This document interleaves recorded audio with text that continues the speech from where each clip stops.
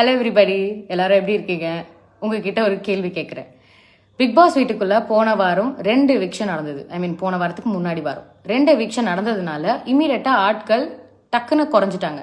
So team பிரிக்கும் பொழுது kitchen டீம்ல கம்மியான ஆட்கள் போட்டால் போதும், ஏன்னா ஆட்கள் கம்மியாயிட்டாங்க, சமைக்க போற சாப்பாடுடைய குவான்டிட்டியும் கம்மி தான் அப்படின்றது அருணோட பாயிண்டா இருந்தது.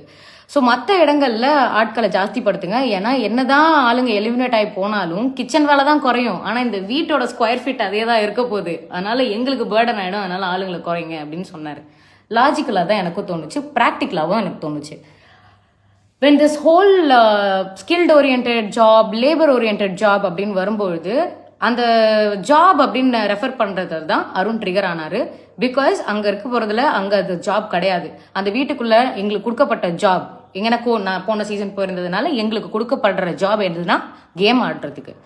அது இல்லாமல் மற்ற ரெஸ்பான்சிபிலிட்டிஸை எல்லாரும் ஷேர் பண்ணி தான் செய்யணும். And Arun as he told, as he seeing it as a family, அதை ஒரு ரெஸ்பான்சிபிலிட்டியாகவே பார்க்கல. ஆனால் வீக்கெண்டில் என்ன ஆயிடுச்சு, இதை வேற மாதிரி ப்ளோ பண்ணிட்டாங்க, which actually broke my heart. ஏன்னா அடுத்த வெரி நெக்ஸ்ட் டே தீபக்கும் அருணுக்கும் ஒரு சின்ன கான்வர்சேஷன் போகுது. அந்த கான்வர்சேஷனில் தீபக் ட்விஸ்டர்ன்ற வார்த்தையை வச்சு அருணை ப்ரொவோக் பண்ணுறாங்க. அப்போது அருண் ஸ்கில் லேபர்னு அகெயின் அதே கேவாஸ் நடக்குது. அப்போ தீபக் ஒரு மேட்டர் சொல்கிறாரு, லேபருக்கு இவ்வளோ டீ போதும் அப்படின்னு சொல்கிறாரு. அவருக்கு பயம் வந்துருச்சு, ஐயோ நம்ம தப்பு பண்ணிட்டோம், தப்பான வார்த்தையை பேசிட்டு தப்பா போகுன்ற பயத்துல தான் அவர் வீக்கெண்ட் எபிசோட்ல இது ஒரு மேட்டரா வந்துடக்கூடாதுன்னு அதை அழுது அவர் கன்ஃபஸ் பண்றாரு. நான் பேசின தப்பா போயிடும்டா அப்படின்ற மாதிரி அருண் கிட்ட அவர் கன்ஃபஸ் பண்ணாரு. இப்போ இதுல skilled orient and you know labour ஓரியன்ட்னு ஏன் பிரிக்க கூடாது அப்படின்னா, வீட்டுக்குள்ளார ஒரு வீடுன்னு வந்துட்டா அதுக்குள்ளார என்னங்க ஹையரார்கி. இப்போ வீட்டில் நம்ம அம்மா அப்பாலாம் இருக்கும்போது எல்லாரும் சமைக்கிறாங்கன்னா நம்ம என்ன, நீங்கள் அப்பா நீங்கள் ஸ்கில்ட் ஓரியன்ட், அம்மா நீ லேபர் ஓரியன்ட் நம்ம சொல்லுவோமா? சொல்ல மாட்டோம். அது ரொம்ப ரொம்ப தப்பான ஒரு விஷயம். Especially when you are staying inside a house that promotes equality, அந்த இடத்துல அது ரொம்ப ரொம்ப தவறான ஒரு விஷயம்.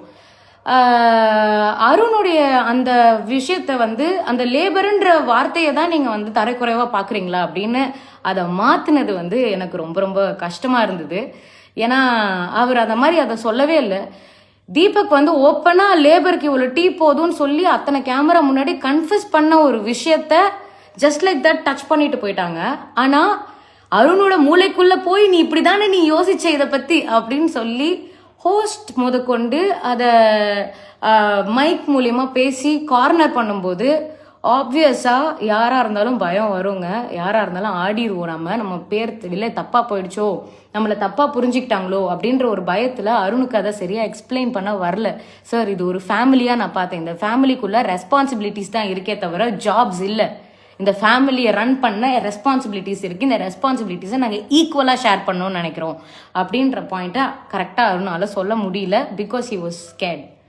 ஆனால் இதுக்கு உண்மையிலே அது ஏன் இதை இவ்வளோ பெருசாக ப்ளோ அப் பண்ணாங்கன்னு எனக்கு புரியல. அண்ட் அதுக்கப்புறமா நடந்த அந்த மைக்கில் பேசினது, கன்ஃபெஷன் ரூமில் பேசினது எல்லாமே டேமேஜ் கண்ட்ரோலாக என் கண்ணுக்கு தெரிஞ்சுது. அதுக்கு இதை பேசாமலே விட்டுருக்கலாமே, இதை எதனால் 40 நிமிஷம் பேச வேண்டி இருந்தது அப்படின்னு ஒரு கேள்வி வருது. ஐ டோன்ட் நோ, நீங்கள் என்ன நினைக்கிறீங்க?